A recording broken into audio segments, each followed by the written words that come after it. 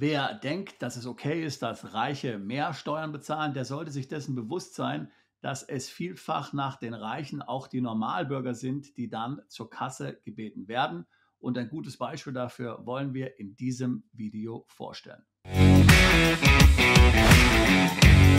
Sicherlich hast du es auch schon mitbekommen, die Finanzamtsabzocke kennt keine Grenzen. Man hört ja heutzutage gerne die populistische Parole, lass nur die Reichen bezahlen. Da die meisten sich selbst ja nicht als reich sehen, glauben sie, dass sie dann hier vom Finanzamt in Ruhe gelassen werden. Und so ein bisschen Schadenfreude ist natürlich auch mit dabei, denn die Reichen, die haben es ja verdient, dass die nur ein bisschen mehr bezahlen können. Dass das ganz schnell sich zum Boomerang entwickeln kann, das wollen wir heute mal an einem sehr eindrücklichen Beispiel verdeutlichen. Es geht hier um die sogenannte erweiterte beschränkte Steuerpflicht und die betrifft jeden digitalen Nomaden mit deutscher Staatsbürgerschaft, denn Wohnsitzlose, sogenannte Perpetual Travelers, die Deutschland verlassen und die deutsche Staatsangehörigkeit haben, sind in diesem Fall noch 10 Jahre lang in Deutschland steuerpflichtig, wenn Sie zum Beispiel als Freelancer, Programmierer, Marketing-Experten, Berater oder sonstige tätig sind, egal ob für deutsche Kunden oder für jemand anders, egal ob durch eine LLC oder direkt. Also wie gesagt, das betrifft Wohnsitzlose, sogenannte Perpetual Travelers und digitale Nomaden. Wir haben ja dazu schon einige Videos gemacht. Schau die dir einfach bei Bedarf nochmal an, wenn du nicht genau weißt, um was es geht. Diese Regelung ist im Paragraphen 2 des Außensteuergesetzes geregelt und dort gibt es einen ganz seltsamen Freibetrag in Höhe von 16.500 Euro. Diese Regel kommt nämlich nur zum Tragen, wenn du mehr als 16.500 Euro verdienst. Verdienst du also zum Beispiel als Freelancer nur 10.000 Euro im Jahr, dann fällst du nicht unter die Regelung und musst somit diese 10.000 Euro auch nicht in Deutschland versteuern. Woher kommt nun also dieser seltsame Betrag von 16.500 Euro? Nun, dazu hat der Rechtsanwalt Herr Dr. Tim Grenawald auf seinem YouTube-Kanal Expats Global ein sehr interessantes Video veröffentlicht vor kurzem. Ich kann dir übrigens diesen Kanal nur empfehlen. Da geht es so zum Teil auch um Themen wie die, die wir hier besprechen. Herr Dr. Grenawald veröffentlicht sehr interessante Videos, die sehr gut erklärt sind. Ich kann diesen Kanal tatsächlich jedem nur empfehlen. Auch Dr. Grenawald fragte sich also, was hat es mit diesen 16.500 Euro auf sich und ist dann mal hier sozusagen in die alten Gesetzestexte eingetaucht. Denn viele wissen nicht, diese sogenannte erweitert beschränkte Steuerpflicht gibt es ja schon seit 50 Jahren.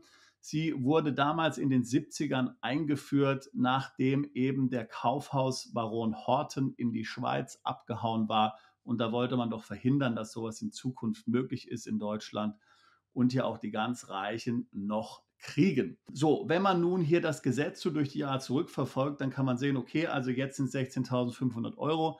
Das wurde letztlich in den letzten Jahrzehnten gar nicht angepasst. Bei der Einführung des Euro wurden natürlich diese 16.500 Euro hier eingeführt. Davor war es praktisch der genaue D-Mark-Betrag, also knapp das Doppelte, sagen wir knapp 32.000 D-Mark. Und dieser Text und dieser Betrag hat sich tatsächlich auch nicht geändert seit den 70er Jahren. Das heißt, seit den 70er Jahren ist hier die Rede von umgerechnet 16.500 Euro. Wir alle haben ja spätestens im letzten Jahr eine eindrückliche Lektion dazu gelernt, was eigentlich Inflation so alles tun oder auch vernichten kann. Und natürlich spielt auch hier die Inflation eine ganz entscheidende Rolle.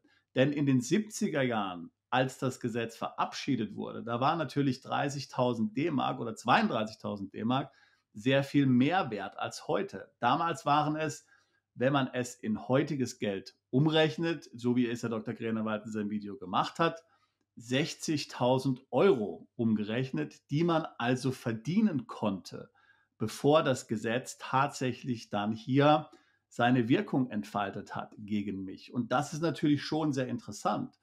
Denn man würde ja sagen, es gibt etliche digitale Nomaden, Perpetual Traveler und so weiter, die heutzutage weniger oder vielleicht so um den Betrag von 60.000 Euro verdienen im Jahr. Ja? Oder selbst wenn du jetzt zum Beispiel 80.000 oder 100.000 verdienst, dann wäre ja dieser Betrag dann immer noch dann davon ausgenommen. Das heißt also, das Gesetz Damals, wie es damals verabschiedet wurde, hatte tatsächlich die Intention, nur, sage ich jetzt mal in Anführungszeichen, Reiche oder sehr gut Verdienende zu erfassen. Aber Leute, die jetzt weniger verdienen, wollte man jetzt absolut hier gar nicht mit erfassen. Ja? Okay, wenn jetzt hier Fritz Müller ins Ausland gerne geht und als Berater arbeiten will, ohne festen Wohnsitz, soll er gerne machen. Den wollen wir hier nicht mit abschrecken mit diesem Gesetz. So, und über die Zeit, dadurch, dass man einfach gar nichts gemacht hat, dass man gar nichts angepasst hat, hat sich einfach dieser Freibetrag, den man verdienen kann, hier immer weiter verkleinert. Und damit hat sich letztlich natürlich auch die Aussage des gesamten Gesetzes sozusagen verändert. War es damals ein Gesetz, von dem nur die Reichen betroffen waren, ist es mittlerweile ein Gesetz, von dem fast jeder betroffen ist, der als Perpetual Traveler oder digitaler Nomade ins Ausland geht. Ja? Also tatsächlich ist dieses Gesetz hier wie ein Bumerang geworden für den Normalbürger, für den normalen kleinen Perpetual Traveler und digitalen Nomaden, der ein paar Jahre im Ausland leben will, was früher möglich gewesen wäre, heute aber nicht mehr möglich ist. Daher muss man sehr aufpassen, wenn man davon spricht, dass man die Reichen ruhig besteuern kann. Denn was heute die Reichen betrifft, betrifft morgen möglicherweise die Normalbürger. Und wie wir an diesem Gesetz sehen, muss der Staat nicht mal hier extra irgendwas anpassen oder irgendwas verändern. Er muss schlicht und ergreifend gar nichts tun. Das Beispiel hier von solchen Freibeträgen zeigt, dass es verschiedene Möglichkeiten gibt, hier seitens des Staates den Bürger auszunehmen und abzuzocken. Dazu müssen erst gar nicht groß neue Gesetze eingeführt werden. Der geschickte Umgang mit Freibeträgen, mit Umsatzschwellen und ähnlichen Parametern war schon immer ein beliebtes Mittel beim Staat, letztlich nichts zu tun und durch dieses Nichtstun eben sehr viel zu tun. Und übrigens, das ist nicht nur in Deutschland ein Problem, sondern in vielen anderen Ländern natürlich auch, wo der Staat hier ganz genauso vorgeht. Wenn du gerne ins Ausland umziehen möchtest und dich solche Dinge wie die weiter beschränkte Steuerpflicht umtreiben und dazu steuerliche Fragen hast, dann würde ich mich freuen, mit dir im Beratungsgespräch zu sprechen. Link packe ich hier mal in die Beschreibung des Videos mit hinein.